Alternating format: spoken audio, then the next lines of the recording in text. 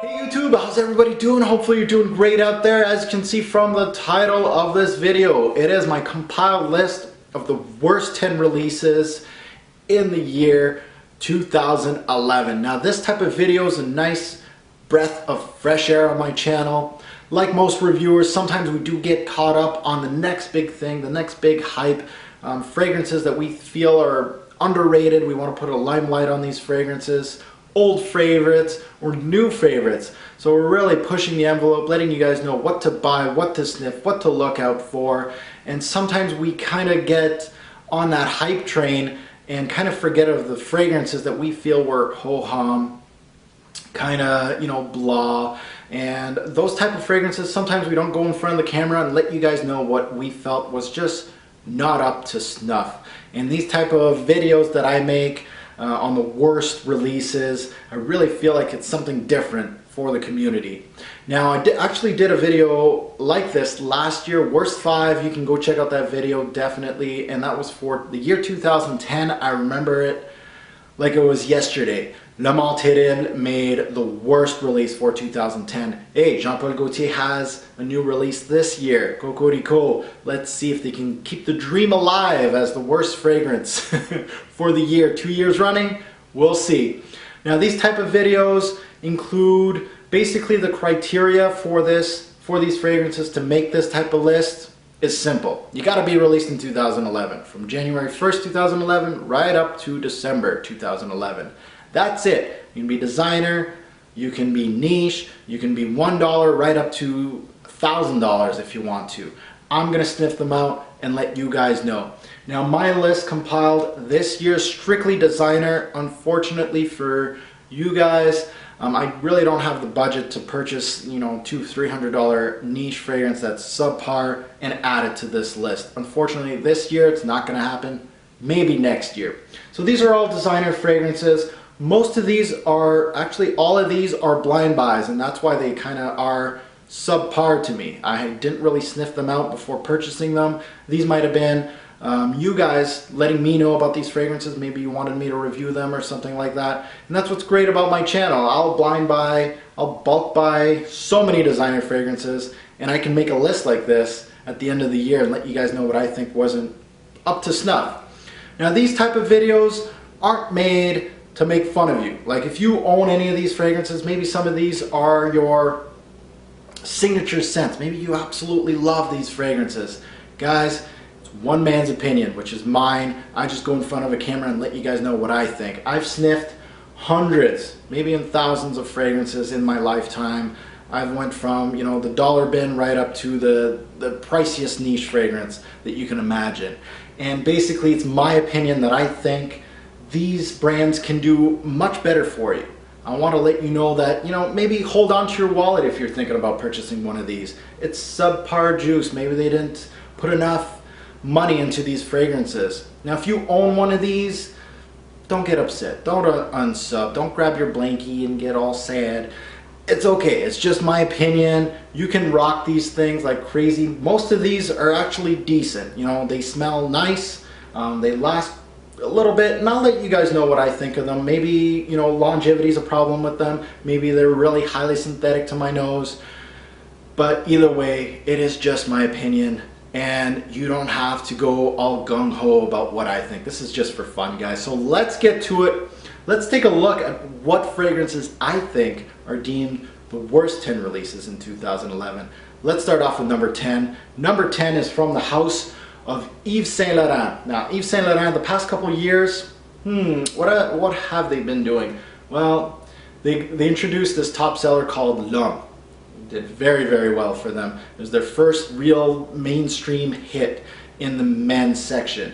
Then they released a flanker called La Nuit de l'Homme. That one did also just as well. Then it just went crazy in the YSL line, and they are releasing L'Homme flankers like there's no tomorrow. There's actually another one coming out in 2012. But in 2011, they released these two guys, L'Homme Cologne Gingembre and L'Homme Libre. These two fragrances. And they make it at number 10. Reason why?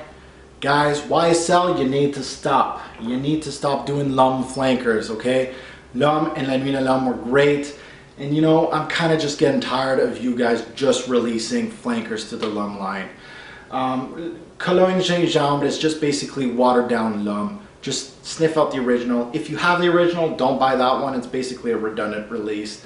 Lum Libre, I don't know where that came from. It's totally different from the Lum line.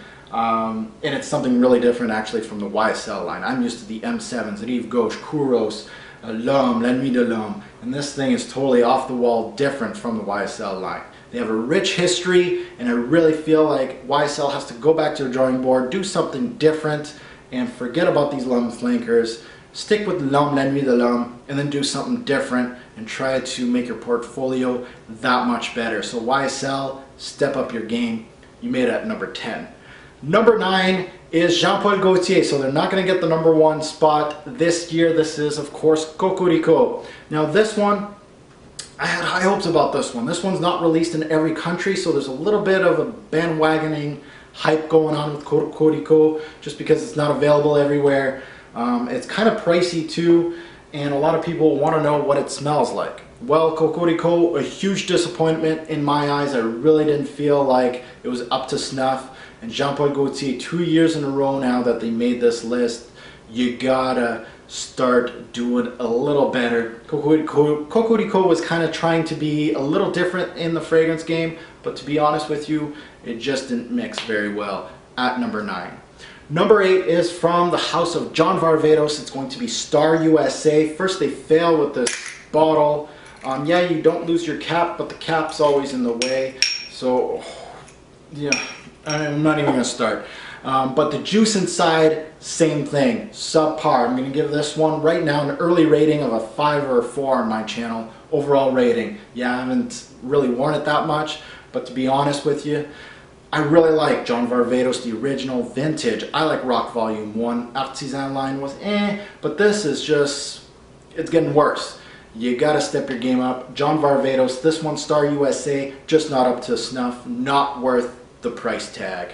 Alright guys, let's take a look at number 7, and this is from the house of Hugo Boss. They got 2 fragrances this year in this worst 10 release list. So not very good from the house of Hugo Boss, but Hugo Boss releases fragrances like they're candy. This one was an early 2011 release. I've had this for a good 6 months now. This is Boss Orange. I remember unboxing this and I was not impressed. I wore it a few times after that, and again, longevity on this thing, not very good. As far as the juice goes, it's just generic juice. If you're a teenager, a first timer in fragrances, or you know, you're a mid-teen, this is good for you. For the price, no, definitely not. But you know, if you're a first timer in fragrances, this might be a good enough juice for you. But if you've sniffed out a few fragrances, Boss Orange is just not up to snuff from the Hugo Boss line. Next, at number 6, let's go back to Hugo Boss. Back to back, and this is Hugo Boss Just Different. And to be honest with you guys, they couldn't have named this as wrong as they did. This is not different at all. It's not worth the price. Again, not worth it. Hugo Boss, go back to the drawing board. This one is not up to snuff. And again, I hear that Hugo Boss is going to ruin the Boss Bottle line by releasing Boss Bottled Sport this year. Again, another disappointment. I'm not happy with that line right now. Hugo Boss, again, 2 in a row now. At number 5, let's take a look at the worst 5 releases in 2011 in my personal collection, and of course, in my own opinion. At number 5, we're looking at the house of Diesel. Now, Diesel, they made a couple top lists with Fuel for Life. Only the Brave made a couple lists too. This one, Fuel for Life Denim Edition. Now this one hasn't been released in all countries, and I know why, because it's not selling. Why? Because it smells like Fuel for Life, the original. You know, they just put a little denim coat instead of a brown coat on it. You have to be an advanced nose to really smell the difference from this to the original. You really need to take your time and sniff them out.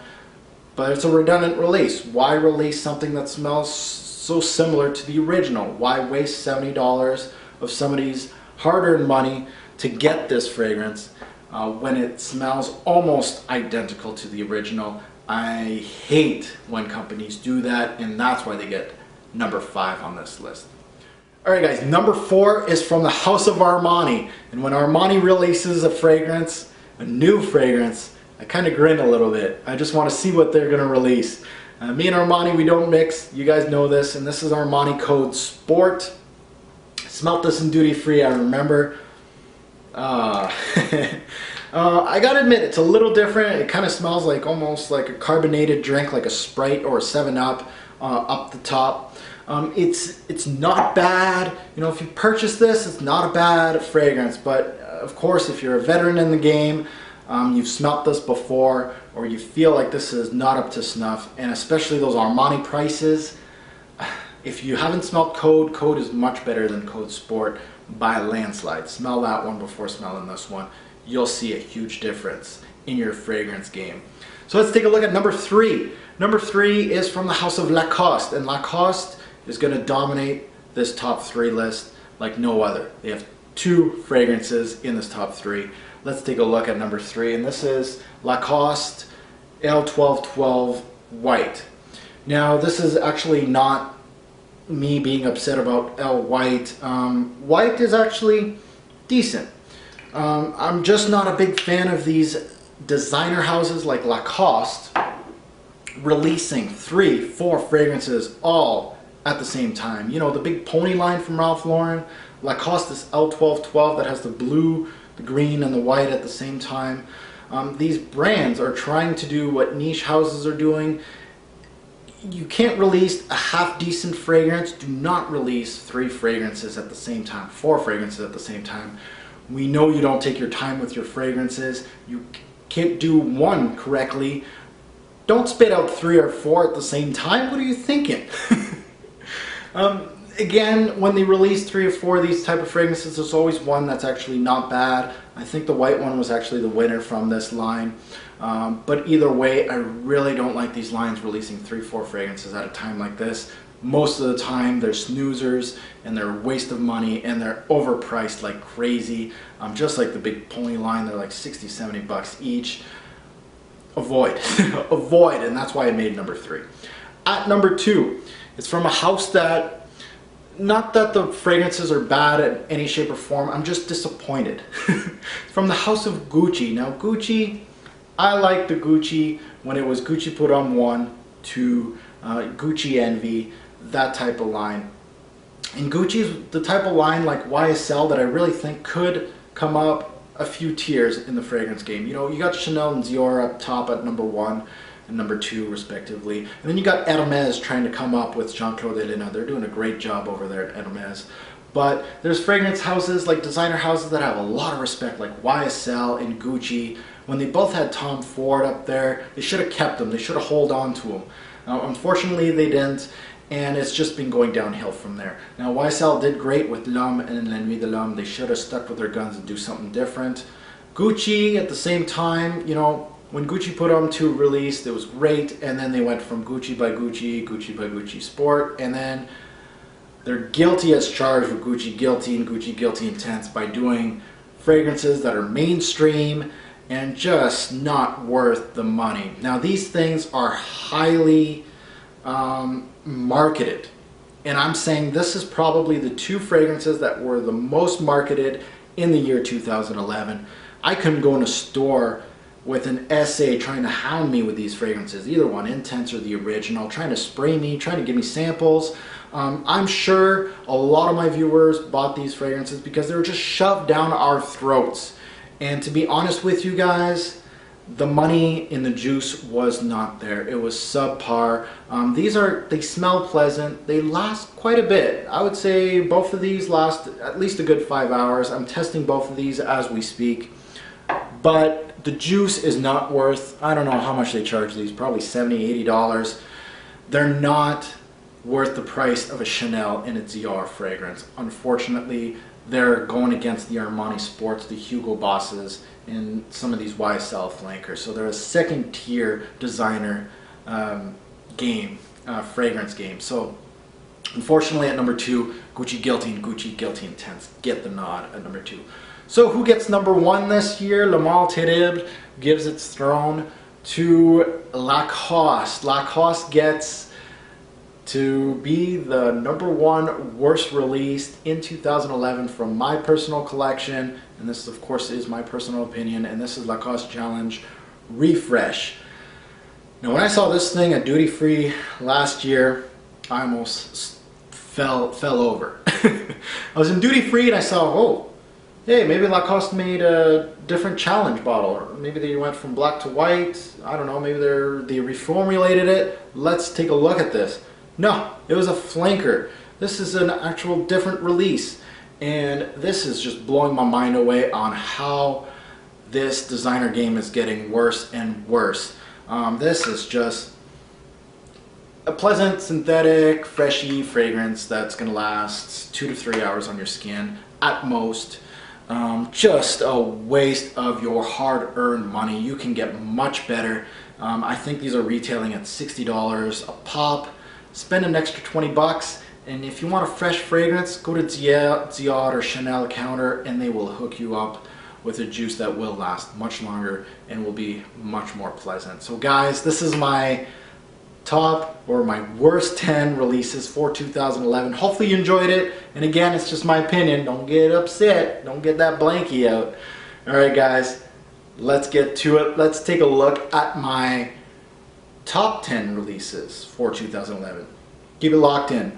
Thanks for watching.